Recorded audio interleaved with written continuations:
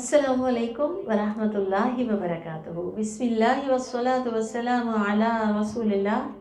Rabbi इश्रह ली सदरी वयस्सिर ली अमरी वहलुल उक़दतम मिन लिसानी यफ़क़हू क़ौली।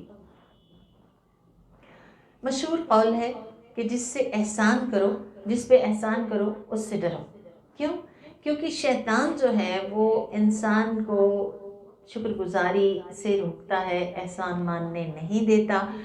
और जब मुश्किल वक्त गुजर जाता है तो अक्सर लोग अपने मोहसिनीन को ना सिर्फ फरामोश कर देते हैं बल्कि अक्सर तो उन्हें देखकर अनदेखे हो जाते हैं, मुंह फेर लेते हैं, या अपना मतलब निकल जाए तो फिर लोग उस एहसान को फरामोश करने में देर नहीं करते। अल्लाह के रसूल सल्लल्लाहु अलैहि वसल्लम की ज़िंदगी से आइए सीखते हैं कि आप अपने मोहसिनीन के साथ क्या मामला करते थे। बेइज्जत रसूल को 13 साल हो चुके। आप हिजरत करके मक्का से यसरब की तरफ जा रहे हैं। आपके साथ आपके प्यारे साथी हज़रत अबू बकर सिद्दीक़ रज़ियल्लाहु ताला अन्हु हैं, उनके ग़ुलाम आमिर बिन फ़हीरा हैं और सहराई रास्तों का माहिर अब्दुल्ला बिन अरीक़त है। तो ये 4 लोगों का काफ़िला है। और अब्दुल्ला बिन अरीक़त चूँकि बहुत अच्छी तरह से रास्तों का माहिर है तो वो ऐसी साइड से लेके इनको चलता है कि जहाँ पे आम काफ़िलों की रसाई ना हो, ताकि छुप छुपा के ये निकल जाएं, क्योंकि अहले मक्का ने रसूल के सर की कीमत या इन सब को पकड़ने की जो कीमत है वो मुकर्रर कर रखी है। अब कदीद का इलाका है और वहाँ पे दूर से एक खैमा नज़र आता है, उम्मे माबद का खैमा। याद रखिए कि उस ज़माने में ना तो कोई होटल थे, ना कोई सराय थी, कुछ भी तो नहीं था। इसी तरह लोग मेहमानी किया करते थे। तो वहाँ पे एक खैमा गनीमत था।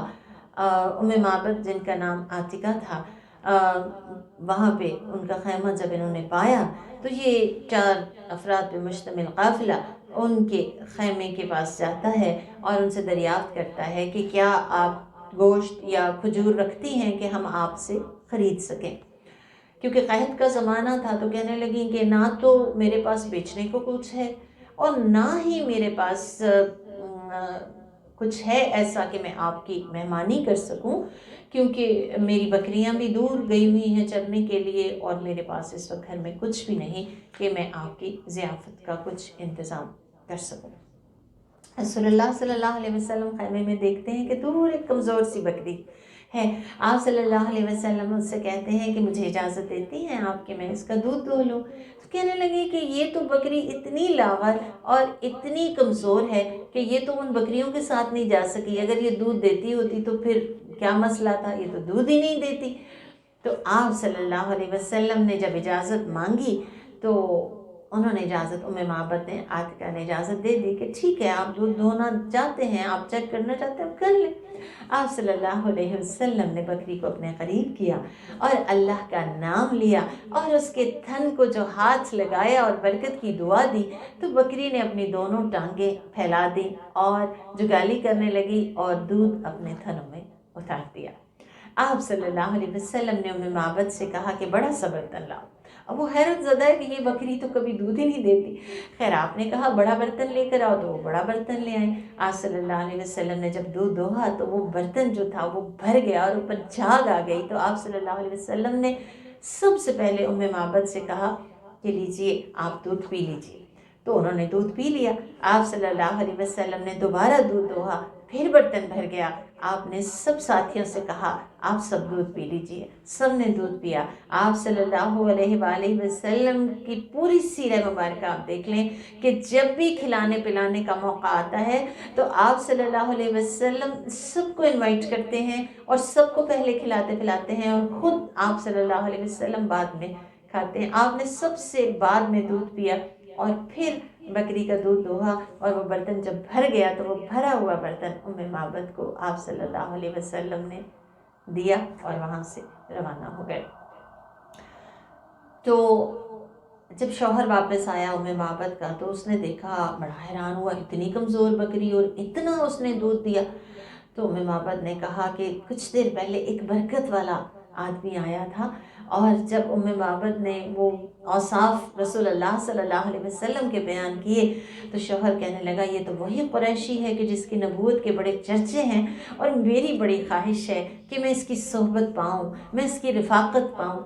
اب یہ ہے کہ ٹائم گزرتا گیا، معبد کی بکریاں بھی زیادہ ہو گئیں، تو یثرب جو تھا وہ مدینۃ النبی بن گیا، تو آپ صلی اللہ علیہ وسلم مدینہ کے والی بن گئے۔ تو ایک دن وہ اپنے ایک ریوڑ کو لے کر بیچنے کے لیے مدینۃ النبی میں جب آتی ہیں تو وہاں پہ سیدنا ابوبکر صدیق رضی اللہ تعالیٰ عنہ کو جب دیکھتی ہیں تو پوچھے بغیر نہیں رہ سکتی کہ آپ کے ساتھ جو وہ بندہ آیا تھا وہ کون تھا اور وہ کدھر ہے؟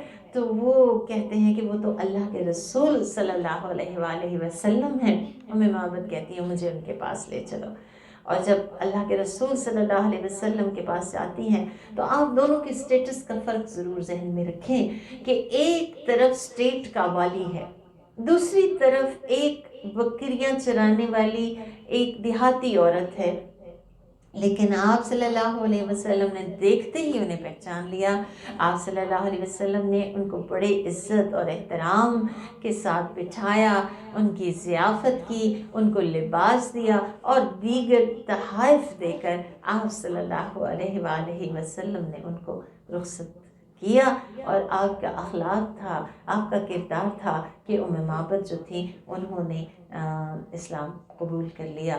تو اخلاق جو ہے اور وفا اسی چیز کا نام ہے کہ انسان پہ کسی انسان نے کبھی سال ہر سال پہلے بھی اگر کوئی احسان کیا ہو تو انسان اس احسان کو یاد رکھے، اور وفا کا تقاضا یہ ہے کہ جب آپ کی باری آئے تو آپ اس دوسرے شخص کے ساتھ کہ جس نے آپ کے ساتھ بھلا کیا تھا اس سے بڑھ کے بھلا کرنے والے بن جائیں۔ حل جزاء الاحسان الا الاحسان، احسان کو یاد رکھنا دراصل مومنین کا شیوہ ہے، اعلیٰ اخلاق میں سے ہے۔ تو ہم دیکھتے ہیں کہ رسول اللہ صلی اللہ علیہ وسلم نے ہمیں آداب میزبانی بھی سکھائے کہ سب کو دینے کے بعد پھر خود لینا۔ اور پھر اس میں جو اہم نقطہ مجھے نظر آیا وہ یہ تھا کہ آپ دیکھیں کہ معبد خود تو انکلائن ہی نہیں تھیں اس بکری کو دودھ دوہنے کی طرف، آپ صلی اللہ علیہ وسلم کے کہنے پہ وہ مان ضرور گئی تھی، لیکن آپ نے اس چیز کو بھی یاد رکھا۔ آپ ہمیشہ پازیٹیو پہ فوکس کرتے تھے اور آپ ہمیشہ شکر گزار رہتے تھے بندوں کے بھی، کیونکہ اگر ان کی جگہ کوئی اور ہو تو وہ یہ بھی سوچ سکتا ہے کہ دیکھیں جی ہم نے تو زبردستی دودھ دھوا، اس کا تو ارادہ ہی نہیں تھا، وہ تو کہہ رہی تھی بکری بڑی کمزور ہے۔ اور پھر جب اتنا ٹائم گزر جائے تو کون پہچانتا ہے اور کون اتنی چھوٹی سی بات کو یاد رکھتا ہے کہ ایک وقت تھا کہ ہم نے اس کی بکری کا دودھ دوہا تھا اور دودھ پیا تھا۔ تو آج میں نے اور آپ نے سیکھا ہے کہ ہر وہ شخص محسن ہے جو کسی وقت ہم سے کوئی بھلی بات کر دیتا ہے، جو ہمارے دل میں مرہم رکھ دیتی ہے، کوئی دکھ بانٹ لیتا ہے، کوئی خوشی میں خوش ہو جاتا ہے، کوئی اچھی نصیحت اچھا مشورہ دے دیتا ہے، یا کہیں بھی ہمیں سیکھنے سکھانے میں یا کسی طرح کی بھی کوئی مدد ہمیں فراہم کرتا ہے، تو ہمیں محسن کے احسان کو نہ صرف یاد رکھنا ہے بلکہ اس سے اچھا بدل دینا ہے۔ جب اللہ سبحانہ و تعالیٰ نواز دے، وقت مشکل کا گزر جائے تو کبھی ان کو فراموش نہ کریں کہ جنہوں نے اس موقع پہ میری یا آپ کی مدد کی تھی جب ہم مجبور تھے یا تھوڑا مشکل میں تھے۔ اللہ سبحانہ تعالیٰ سے دعا ہے ہمیں بہترین شکر گزاری کی اور وفا کرنے کی توفیق عطا فرمائے، کیونکہ وفاداری بشرط استواری اصل ایمان ہے۔ بارک اللہ فیکم۔ السلام علیکم ورحمۃ اللہ وبرکاتہ۔